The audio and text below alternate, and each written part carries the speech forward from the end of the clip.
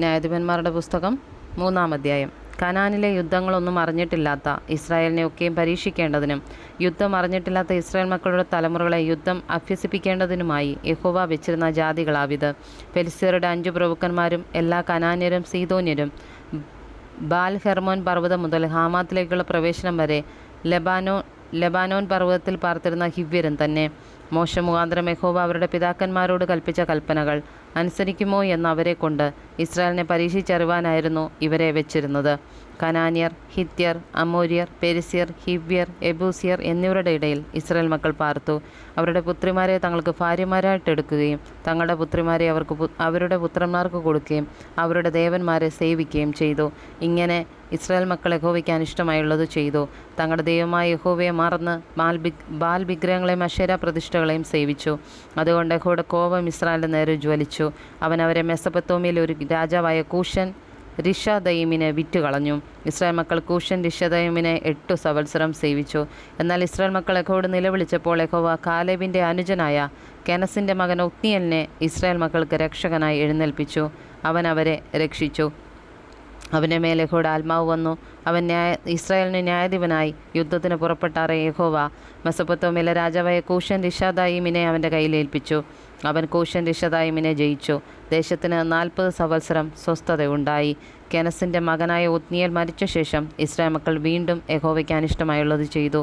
അവർ യഹോവയ്ക്ക് അനിഷ്ടമായുള്ളത് ചെയ്യുക കൊണ്ട് യഹോവ മോവാബ് രാജാവായ എഗ്ലോനെ ഇസ്രായേലിന് വിരോധമായി ബലപ്പെടുത്തി. അവൻ അമ്മോന്യരെയും അമാലേക്യരെയും കൂട്ടിക്കൊണ്ടുവന്ന് ഇസ്രായേലിനെ തോൽപ്പിച്ചു. അവർ ഈന്തപട്ടണവും കൈവശമാക്കി. അങ്ങനെ ഇസ്രായേൽ മക്കൾ മോവാബ് രാജാവായ എഗ്ലോനെ 18 സംവത്സരം സേവിച്ചു. ഇസ്രായേൽ മക്കൾ യഹോവയോട് നിലവിളിച്ചപ്പോൾ യഹോവ അവർക്ക് ബെന്യാമീനായ ഗേരയുടെ മകനായ ഇടങ്കയനായ ഏഹൂദിനെ രക്ഷകനായി എഴുന്നേൽപ്പിച്ചു. അവൻ്റെ കൈവശം ഇസ്രായേൽ മക്കൾ മോവാബ് രാജാവായ എഗ്ലോന് കാഴ്ച കൊടുത്തയച്ചു.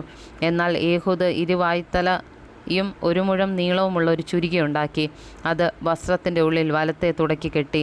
അവൻ മോവാബ് രാജാവായ എഗ്ലോൻ്റെ അടുക്കൽ കാഴ്ച കൊണ്ടു ചെന്നു. എഗ്ലോൻ ഏറ്റവും സ്ഥൂലിച്ചവനായിരുന്നു. കാഴ്ചവെച്ചു കഴിഞ്ഞ ശേഷം കാഴ്ച ചുമന്നുകൊണ്ട് വന്നവരെ അവൻ അയച്ചു കളഞ്ഞു. എന്നാൽ അവൻ ഗിൽഗാലിനരികെയുള്ള വിഗ്രഹങ്ങളുടെ അടുക്കൽ നിന്നും മടങ്ങിച്ചെന്ന്, രാജാവേ, എനിക്കൊരു സ്വകാര്യമുണ്ടെന്ന് പറഞ്ഞു. ക്ഷമിക്ക എന്ന് അവൻ പറഞ്ഞു. ഉടനെ അടുക്കൽ നിന്നിരുന്ന എല്ലാവരും അവനെ വിട്ട് പുറത്തുപോയി. ഏഹൂദ് അടുത്തു വന്നു. എന്നാൽ അവൻ തൻ്റെ ഗ്രീഷ്മഗ്രഹത്തിൽ തനിച്ചിരിക്കുകയായിരുന്നു. എനിക്ക് ദൈവത്തിൻ്റെ അരുളപ്പാട് അറിയിപ്പാനുണ്ടെന്ന് ഏഹൂദ് പറഞ്ഞു. ഉടനെ അവൻ ആസനത്തിൽ നിന്നും എഴുന്നേറ്റു. എന്നാൽ ഏഹൂദ് ഇടംകൈ നീട്ടി വലത്തെ തുടയിൽ നിന്ന് ചുരിക ഊരി അവൻ്റെ വയറ്റിൽ കുത്തിക്കടത്തി. അലകോടുകൂടെ പിടിയും അകത്തു ചെന്നു. അവൻ്റെ വയറ്റിൽ നിന്ന് ചുരിക അവൻ വലിച്ചെടുക്കായികയാൽ മേധസ് അലകിന്മേൽ പൊതിഞ്ഞടഞ്ഞ് അത് പൃഷ്ഠഭാഗത്തു പുറപ്പെട്ടു. പിന്നെ ഏഹൂദ് ഭൂമുഖത്തേക്കിറങ്ങി പുറത്തെ മാളികയുടെ വാതിൽ അടച്ചുപൂട്ടി. അവൻ പുറത്തിറങ്ങിപ്പോയ ശേഷം എഗ്ലോൻ്റെ ഭൃത്യന്മാർ വന്ന് അവർ നോക്കി മാളികയുടെ വാതിൽ പൂട്ടിയിരിക്കുന്നത് കണ്ടപ്പോൾ അവൻ ഗ്രീഷ്മഗൃഹത്തിൽ വിസർജനത്തിന് ഇരിക്കുകയായിരിക്കുമെന്ന് അവർ പറഞ്ഞു. അവർ കാത്തിരുന്ന് വിഷമിച്ചു. അവൻ മുറിയുടെ വാതിൽ തുറക്കായിക്കൊണ്ട് അവർ താക്കോലെടുത്ത് തുറന്നു. തമ്പുരാൻ നിലത്ത് മരിച്ചു കിടക്കുന്നതും കണ്ടു. എന്നാൽ അവർ കാത്തിരുന്നതിനിടയിൽ യഹൂദ് ഓടിപ്പോയി വിഗ്രഹങ്ങളെ കടന്ന് സെയീരയിൽ വന്നു ചേർന്നു. അവിടെ എത്തിയ ശേഷം അവൻ എഫ്രൈം പർവ്വതത്തിൽ കാഹളമൂതി.